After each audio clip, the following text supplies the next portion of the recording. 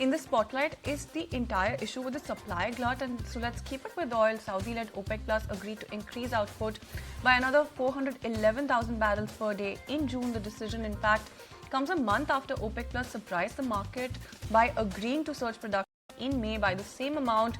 And as a reaction, you do have global benchmark Brent, like you mentioned, that fell nearly 4%.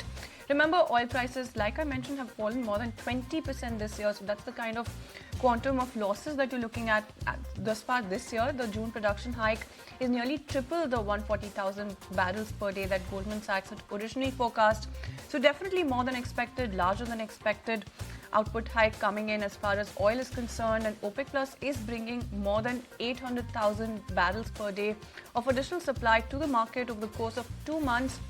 We do have that's the sort of update that we have as far as OPEC is concerned. Absolutely. Now let's move on and let's take a look at the global cues that we're penciling in at this point. Now in terms of US, the ISM services data is expected later in the day. Now also remember China, UK, Japan and South Korea as well as Hong Kong are the markets that are closed for public holiday today. Now back home in terms of Q4 earnings, Mahindra & Mahindra is expected to report its results later in the day. That's something that we're looking at as far as the events to watch out for are concerned. But tell you what, there's a lot of headlines that you should be looking at bright and early this morning. In fact, it's the end of an era at Omaha. Warren Buffett announces that he will step down from the post of Berkshire CEO, passing the baton then to Craig Abel towards the end of this year. A largely expected announcement, as Abel was designated as the CEO successor.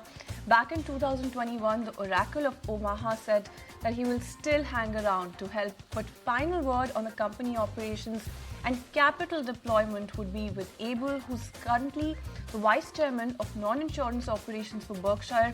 In fact, he owns more than $160 billion in Berkshire, as its largest shareholder said that he wouldn't sell a single share of the stock after he transitions to this new phase. After the announcement, of course, that apparently Abel didn't even know was coming. The meeting ended with a standing ovation for Buffett.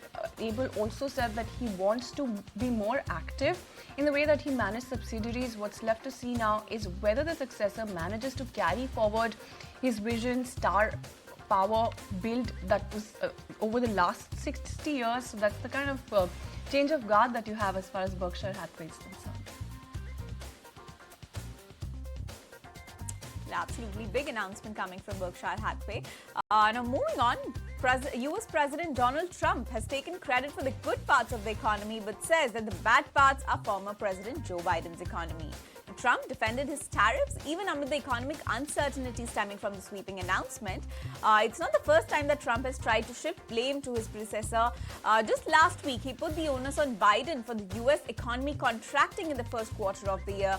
Trump also doubled down on comments he made during a cabinet meeting earlier in the week when he dismissed concerns that his tariffs would lead to supply shortages. Moving on, US President Donald Trump said that he ordered officials to impose a 100% tariff on films produced overseas, further escalating his trade war. In a post on Truth Social, Trump said that the movie industry in the US is dying a very fast death. It was not immediately clear how such a tariff would work. His move comes nearly a month after China said that it would moderately reduce the number of US films that it imported into the country amid a standoff between the world's two largest economies.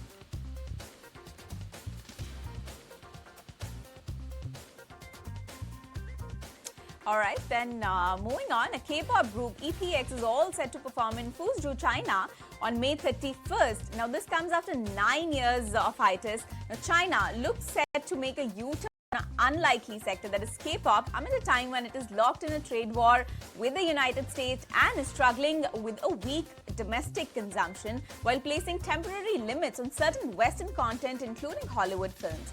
Meanwhile, the large-scale annual Dream concert, South Korea's longest-running K-pop event, has reportedly been scheduled to take place in September in China. Absolutely, there's a lot of headlines to track, but tell you what, let's shift the focus right back to oil, because we've been talking about oil prices that have fallen over 20% thus far this year. If you like this video, then like, share and subscribe to ET Now.